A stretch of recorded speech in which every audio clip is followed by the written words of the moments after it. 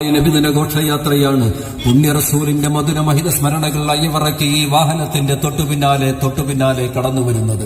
ശ്രവണസുന്ദര ആലാപനങ്ങളും ദഫുമുട്ടും കോർത്തിണക്കി തക്ബീറിന്റെയും തഹ്ലീലിന്റെയും സലാത്തുകളുടെയും സലാമുകളുടെയും 1000 മധുര പ്രകീർത്തനങ്ങൾ അന്തരീക്ഷത്തിൽ അലയടിച്ചുയർന്നുകൊണ്ട് അങ്ങകല മദീനയിലെ റൗദ ഷരീഫിലേക്ക് അർപ്പിച്ചുകൊണ്ട് കടന്നുവരുന്ന നബിദിന ഘോഷയാത്രയിൽ അണിചേരുക, ആശീർവദിക്കുക.